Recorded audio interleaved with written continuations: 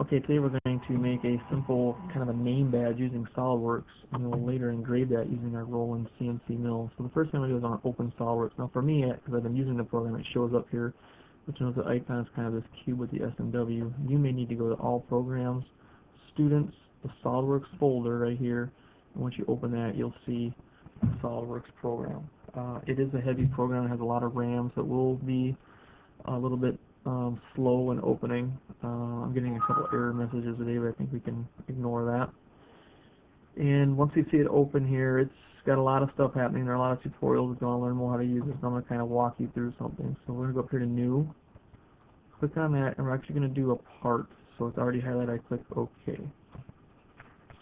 Okay, and some of the basics that some of you may already know about SOLIDWORKS is there's things called sketches and features, and everything though has to start with a sketch. So I'm going to click on this little tab here that says Sketch, and then I like to click on this sketch icon here too. And you'll notice that my 3 planes of projection open up, and I think today what we'll do is we'll work in a top plane because this will look better as you look down on it.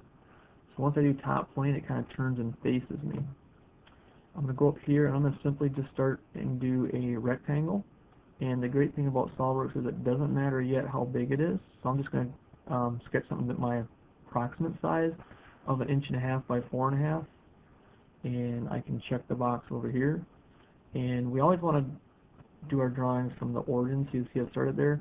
Right now our box or our rectangle is created, but it doesn't have any dimensions. So next up is I'll go over here to Smart Dimension, and you'll notice that 2 of my lines have changed to black. That's a good thing. I'm just going to pick on one line, drag it out, and if I double click, it's going to give me a dialog box. And right in the bottom there, I can tell the exact dimension that I want. And I want that width to be 1.5 inches. And then I check that, and we're good to go. I'm going to come over here. You'll see how it turns gold or yellow or orange, whatever color you want to call it. Pull that down. I'm going to double click, and I want this one to be 4.5 inches.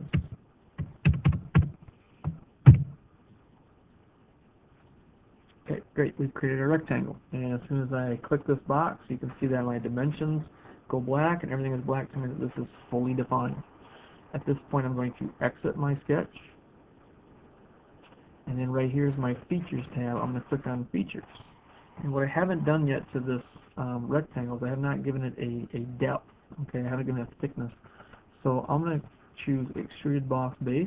And you notice my part kind of flips, and it kind of wants to give me a thickness already. But right over here, I can plug it in how thick I want it. And I want to be 300 thousandths of an inch thick, or in other words, 0.3, and my arrows go in the correct direction. So I'm going to type in that. Everything else kind of defaulted. You can see it already turned yellow. I click the box, and voila, I'm starting to see a 3D part. And if I click the green check mark again, I will have indeed a box. So now I'm holding down my mouse wheel, and I have a 3-dimensional rectangular product or part. And I'm going to stop this video right there and then pick up with the next part.